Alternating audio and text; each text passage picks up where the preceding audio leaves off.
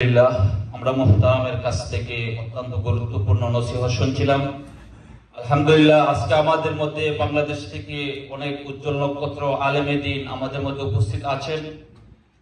সৌদির নিয়ম অনুযায়ী আমরা রাত্রে অনেক হয়ে গেছে, অনেকে আমরা সময়ের স্বল্পতার কারণে দিতে পারছি না। আমাদের মধ্যে উপস্থিত রয়েছেন মুহতারাম মাওলানা ইসমাইল খান হাফিজাহুল্লাহ, মুহাদ্দিস, চট্টগ্রাম হাটাজারি মেহল মাদ্রাসা। হযরতকে মক্কা মহানগর হেফাজত ইসলামের পক্ষ থেকে মুবারকবাদ, অভিনন্দন। এ পর্যায়ে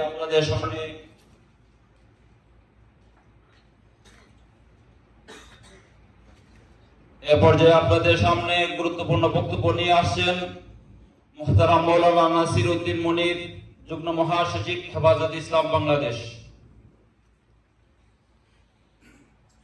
সুবহানাকা লা ইলমা লানা ইল্লা মা 'আল্লামতানা ইন্নাকা আনতাল আলিমুল হাকীম। আলহামদুলিল্লাহ কামা ইয়ানবাগি লিজালালি ওয়াজহিহি ওয়া 'আযীমি সুলতানিহি। আউযু বিল্লাহি মিনাশ শাইতানির রাজীম। বিসমিল্লাহির রাহমানির রাহিম। ইন্না কাইদি মাতিন ওয়া ক্বালা তাআলা ইন্না বাতশা রাব্বিকা লাশাদীদ। হেফাজত ইসলাম বাংলাদেশ মক্কা উম্মুল কুরা মহানগর কর্তৃক আয়োজিত আজকের এই হজ পুনর্মিলনী সমাবেশের গ্রামী সদর এজলাস মক্কা মহানগরীর সম্মানিত সভাপতি, উপস্থিত আছেন আজকের এই অনুষ্ঠানের মধ্যমণি শাইখুল হাদিস ইবনে শাইখুল হাদিস হেফাজত ইসলাম বাংলাদেশের সংগ্রামী যুগ্ম মহাসচিব, ঢাকা মহানগরীর যুগ্ম মহাসচিব আল্লামা মামুনুল হক মুত্তাসিলুহুম। উপস্থিত আছেন হেফাজত ইসলামের যুগ্ম মহাসচিব, বাংলাদেশের অন্যতম ব্যক্তিত্ব আল্লামা খালেদ সাইফুল্লাহ ইউবি মুত্তাসিলুহুম। উপস্থিত আছেন আমাদের তারুণ্যের আইডল হেফাজত ইসলাম বাংলাদেশের যুগ্ম মহাসচিব আল্লামা মুফতি হারুন ইজাহার সহ আমাদের হেফাজত ইসলামের সহকারী যুগ্ম মহাসচিব মাওলানা আতাউল আমিন সহ বিশেষ করে মক্কা মহানগর এবং মক্কা শরীফে অবস্থানরত আমার প্রবাসী বন্ধুগণ, আমাদের সৌদি যারা বন্ধুগণ রয়েছেন, ইখওয়াতুল ফিদ্দীন, আহবাবুল কিরাম, আসসালামু আলাইকুম ওয়া রাহমাতুল্লাহি ওয়া বারাকাতুহু। আসলে আমি দুঃখ প্রকাশ করছি মামুন ভাইয়ের পক্ষ থেকে। উনি তো আসলে খুবই ব্যস্ত, ওনার অনেক কাজা রয়েছে। উনি বলার আগে আমি বলে দিচ্ছি, যেহেতু আয়োজনের সাথে আমিও সামান্য সম্পৃক্ত ছিলাম, দেরিতে আমরা উপস্থিত হওয়ার জন্য আমাদের সকলের একটু দেরি হয়েছে, এজন্য আমি দুঃখ প্রকাশ করছি। আপনাদের প্রবাসের একটা শিডিউল রয়েছে। যাক, আমরা হজ পুনর্মিলনী উপলক্ষে এখানে সমবেত হয়েছি। আপনাদেরকে কিছু মেসেজ দেব বাংলাদেশ নিয়ে, আবার আপনাদের থেকে কিছু গ্রহণ করব বাংলাদেশে, আবার আপনাদেরকে কিছু সুসংবাদ দেব। আপনাদের প্রতি বাংলাদেশের পক্ষ থেকে সুসংবাদ হচ্ছে, ফ্যাসিস্ট বিরোধী আন্দোলনে প্রবাসী বন্ধুগণ আপনারা লেখনের মাধ্যমে যেই প্রতিবাদ জানিয়েছেন, যেই আমাদেরকে বাংলাদেশের এই আন্দোলনকে সহযোগিতা করছেন, এটা একটি অবিস্মরণীয় বিষয়। আপনাদের লেখনীর প্রতিবাদ এবং রেমিটেন্স বন্ধ করার কারণে বাংলাদেশের এই বিশেষ করে আরব, মধ্যপ্রাচ্য এবং ইউরোপের কান্ট্রিগুলো থেকে এই বিপ্লবের সফলতার একটা বিশেষ ভূমিকা রয়েছে। সেজন্য হেফাজত ইসলামের কেন্দ্রীয় কমিটির পক্ষ থেকে আমি আপনাদেরকে অভিনন্দন, কৃতজ্ঞতা প্রকাশ করছি। সাথে সাথে আপনাদেরকে স্মরণ রাখতে হবে, হেফাজত ইসলাম দক্ষিণ পূর্ব এশিয়ার একটি অপ্রতিরোধ্য অরাজনৈতিক সংগঠন বলে সারা বিশ্বে খ্যাতি অর্জন করেছে। আপনারাও ঠিক কিনা বলুন? এই অর্জনকে, এই অ্যাচিভমেন্টকে আমরা ধারণ করতে হলে আমাদেরকে ঐক্যবদ্ধ প্রয়াসের মাধ্যমে সামনে আগাতে হবে। ঐক্যবদ্ধতার আগাতে হলে আমাদের মধ্যে অনেক ভুল ত্রুটি হবে। যে কোনো কথা আমাদের হেফাজত ইসলাম বাংলাদেশের কেন্দ্রীয় কমিটির একটা কি রয়েছে, গ্রুপ মেসেজ হোয়াটসঅ্যাপ গ্রুপ রয়েছে, আমরা সেখানে এগুলো লিখব। কিন্তু আপনাদের সোশ্যাল মিডিয়াগুলোতে আমরা যত্রতত্র হেফাজতের ব্যক্তিগত সাংগঠনিক বিষয় নিয়ে আমরা লেখালেখি থেকে বিরত থাকবো, আত্মসমালোচনা করব। নেতৃবৃন্দের সাথে অনেকের সাথে আপনাদের যোগাযোগ রয়েছে, আপনারা ওই গ্রুপে না থাকলে আমাদেরকে বলবেন, যার সাথে ভাই এটা কেমন হলো আমরা বুঝতেছি না, একটু আমাদেরকে ব্যাখ্যা দেবেন। হুট করে লিখে দিলেন এটা সংগঠনের ক্ষতি হয়। বাংলাদেশে অন্য রাজনৈতিক সংগঠন আছে, তারা লিখে কিনা ওদের থেকে আমাদেরকে শিক্ষা গ্রহণ করতে হবে। শিক্ষা বলুন, এটা হলো আমি আপনাদেরকে আত্মসমালোচনার একটা পথ মুক্ত করে দিলাম। আপনাদেরকে আমাকে সবাইকে স্মরণ রাখতে হবে, হেফাজতুল ইসলাম বাংলাদেশের স্বাধীনতা যুদ্ধ একত্রে রক্ত দিয়ে যারা চলে গেছেন তাদেরকে আমরা কেউ দেখছি, কেউ দেখিনি।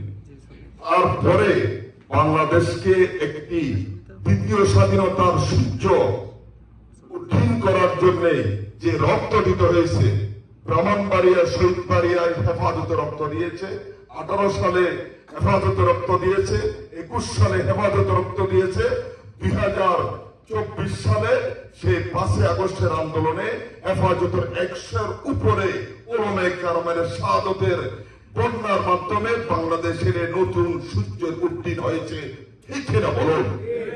এই সূর্যকে বিশ্বের মানচিত্রে ইসলামিক পতাকার মানচিত্র হিসেবে আমরা সমুন্নত রাখার জন্য আমাদেরকে সর্বাগ্রে ওলামায়ে কেরাম এবং আমাদের যুবক এবং জেনারেল ভাইদের ঐক্যবদ্ধ প্রয়াস থাকতে হবে। এই প্রয়াসের মাধ্যমে আমাদেরকে এগিয়ে যেতে হবে। আমি এই দ্বিতীয় স্বাধীনতার পরে যে কোনো অনুষ্ঠানে আয়াতটা আমার বস্ত্রের অনুষ্ঠানে চলে আসে, ইন্না কাইদি মাতিন। আল্লাহ যদি এই ফেসিসকে যদি 2018 সালে 14 সালে বিদায় করত, ইতিহাসে দোকানো রচনা হতো। 2024 আসে আল্লাহ বলছেন যে ইন্না বাইতি কাইদি মাতিন ইন্না বাতাসা রাব্বিকা লাশাদীদ। আমি শিকড় সহ উপড়ে ফেলবো। ফ্যাসিস্টের শিকড় সহ উপড়ে ফেলার জন্য আগামী 15 বছরের মধ্যে বাংলাদেশের ওই সংগঠনের নাম নেওয়ার জন্য কিছু কেউ থাকবে না বলে আমার বিশ্বাস। আপনারা একমত আছেন কিনা আমি জানি না।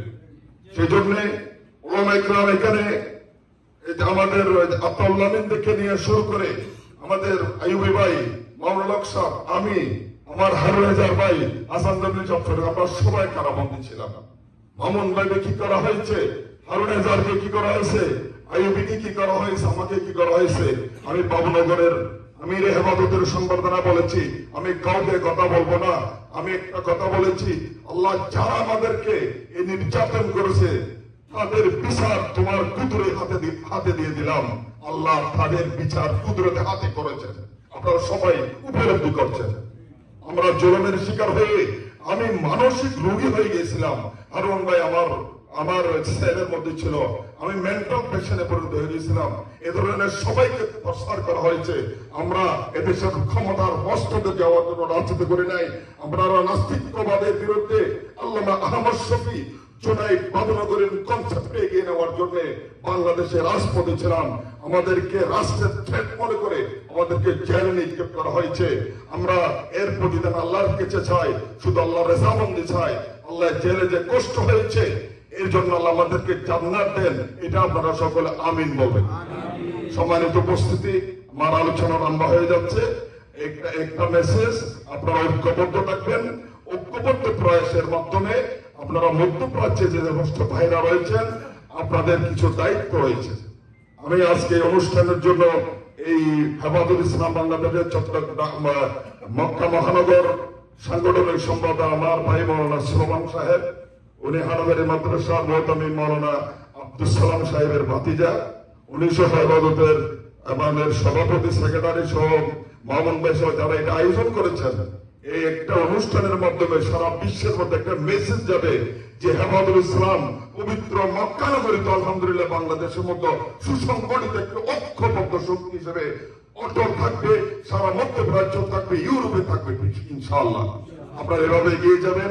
যে কোনো সমালোচনা, যে কোনো কিছু জিজ্ঞাসা আপনাদের থাকবে, ফেসবুকে না লেখে আপনারা আমাদের কাছে যার সাথে যার সম্পর্ক রয়েছে, আপনার এলাকার নেতা যারা রয়েছে তাদেরকে জিজ্ঞাসা করবেন, আমরা এটার আনসার দেব। আমাদেরকে ঐক্যের ব্যাপারে এখানে কথা এসেছে, এখানে আমাদের মামুন ভাই রয়েছেন, আমাদের জাতীয় ব্যক্তিত্ব, এবং যারা এখানে রয়েছেন সকল দৃষ্টি আকর্ষণ করব, বাংলাদেশের তরুণ সমাজের ফালস আমাদের বুঝতে হবে। বাংলাদেশের তরুণ সমাজের বর্তমান ফালস হচ্ছে, কনসেপ্ট হচ্ছে, সেন্টিমেন্ট হচ্ছে ইসলামী সত্যের একটি বিশাল ঐক্যের প্রাচীর আমাদেরকে বিনির্মাণ করতে হবে। এই ঐক্যের প্রাচীরকে পৃথিবীর কোন শক্তি আবার দবাতে পারবে না ইনশাআল্লাহ। এই শক্তিকে আমাদেরকে বাস্তবায়ন করতে হবে। অরাজনৈতিক সংগঠন আল্লামা মোহাম্মদ শফির প্রতিষ্ঠিত সেই হেফাজতুল ইসলাম অরাজনৈতিক হলো বাংলাদেশের রাজনীতিকে নিয়ন্ত্রণ করে অতীতে করে আসছে, বর্তমানে করছে, আগামীতে করবে ইনশাআল্লাহ তাআলা।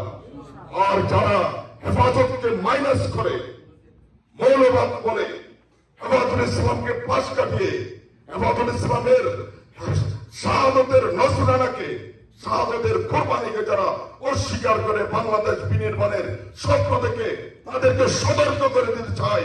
ওলামায়ে কেরামের ঐক্যবদ্ধ প্রচেষ্টা ছাড়া এদেশের দ্বিতীয় স্বাধীনতা অর্জিত হয়নি। আগামীতে যারা ক্ষমতায় আসবে, ওলামায়ে কেরামকে নিয়ে ক্ষমতায় আসতে হবে। অন্য কোন স্বপ্ন বাংলাদেশে বাস্তবায়ন হতে দেব না ইনশাআল্লাহ। ওয়া তাওফীক ইল্লা বিল্লাহ। আসসালামু আলাইকুম ওয়া রাহমাতুল্লাহি ওয়া বারাকাতুহু।